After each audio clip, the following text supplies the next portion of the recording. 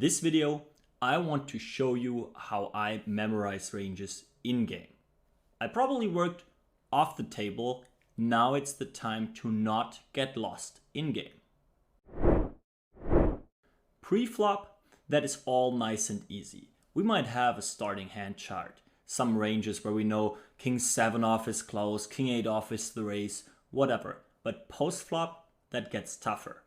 I hope you have watched the general concept section about building your wardrobe. Really cutting down your options first on the flop to then think about what you want to do with your specific hand. And once that is done, it might still be tough from time to time, whatever we decided on, whether we have one sizing or two sizings that we want to use, to then know, hey, what is important? Where does the EV come from? And how to build our ranges correctly. And this is exactly where I want to focus on.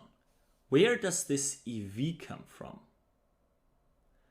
Which hands are really interested in doing one or another? Let's say you're working with a solver. You see which hands want to do a certain action with which frequency. Everything I'm looking at are those that are close to 100%. This is where EV is made. They clearly prefer one line. I call those the cornerstones of my range.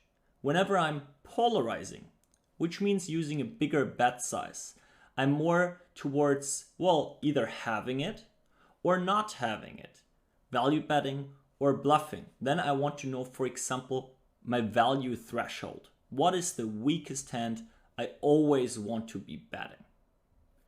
So this is very, very important to look at those hands that clearly want to do one thing.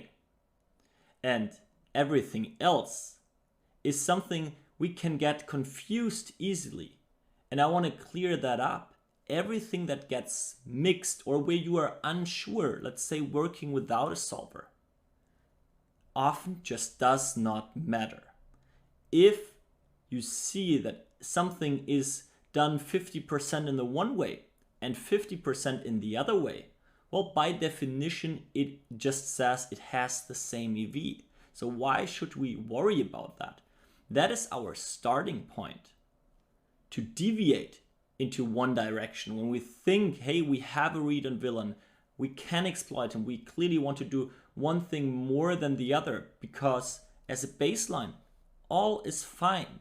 So instead of being scared of mixes, I love mixes because they give me options. They tell me it does not matter whether you do this or that. There's no chance you're messing up.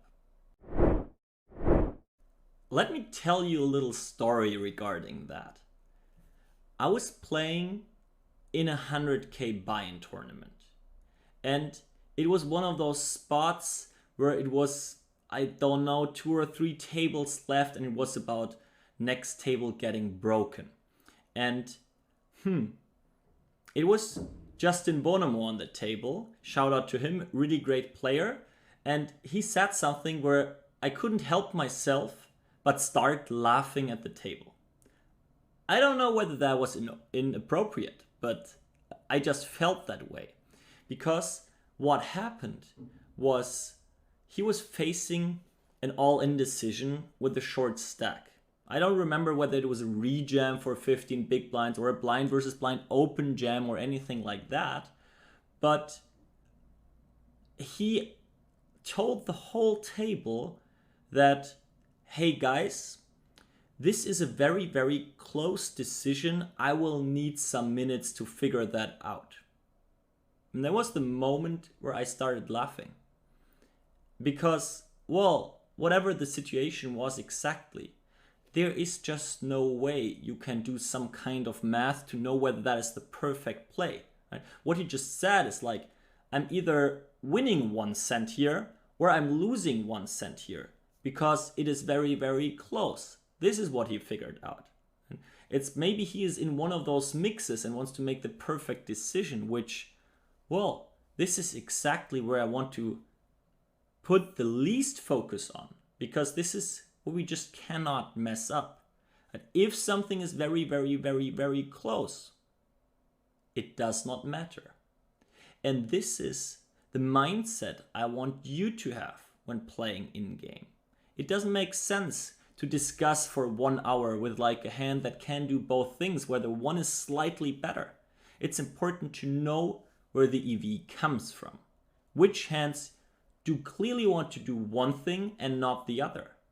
And use the hands that are fine in both lines, or all 3 lines, or whatever we want to use, to then, well, accept that. It does not matter. See it that way and use them as a starting point whenever you have a clear read on villain and you know how to exploit him to deviate with those in one direction. Let me sum that up one more time. We did build our wardrobe. We know which sizings and checking we are using. Now it's the time to know the cornerstones of your range. Which hands clearly want to take one line.